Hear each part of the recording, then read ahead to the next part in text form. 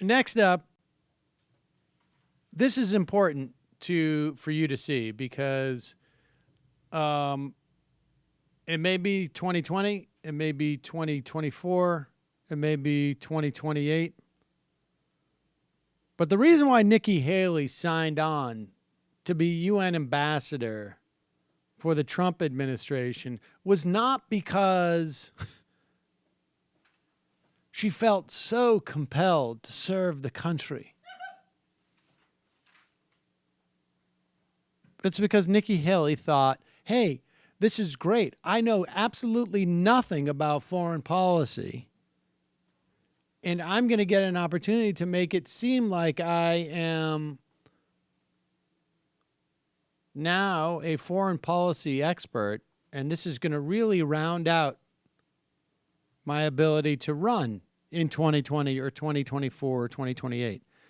But what's really important, folks, is that anybody who associates themselves with Donald Trump be tarred with that association. And so she may try not to stick or may try and sort of peel the Donald Trump off of her. But let's not forget, here's an ambassador to the UN who thinks that the rules governing the President of the United States should be more or less the rules that govern a CEO of a private company. The president is the CEO of the country. He can hire and fire whoever he wants. That's his right. Whether you agree with it or not, it's the truth. And what he's trying to do is find his own team, figure out how he's going to do it. Were there better ways he could have done that? That's for everybody else to decide. But we have to remember, he can hire and fire anybody else that he wants. That is indisputably true, but I guess the question is the timing, the reasons the president gave, and also the whole question of credibility, whether you can take the president at his word. Well, I think what you can see is this a president of action. I mean, he is not one that's going to sit there and talk for too long. If he thinks something's wrong, he's going to deal with it. And I think that, you know, the reason people are uncomfortable is because he acts. He doesn't talk with a bunch of people about it before. He just acts. This is the dumbest thing in the world. And first of all,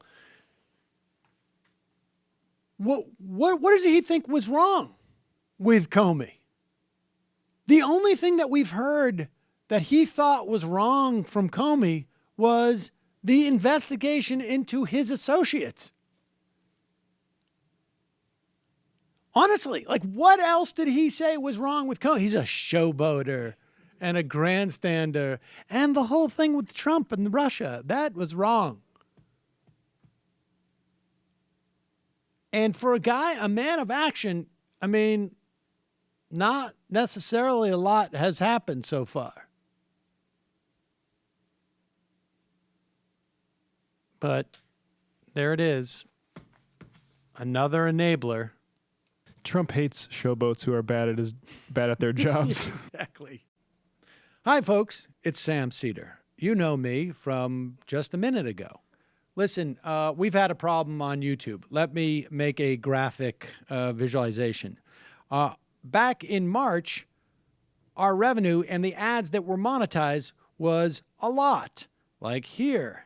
And now, over the course of actually within a day into April, it's down to about here. Now, this is just a artist rendering, but that's basically it. We were here, and now we're here.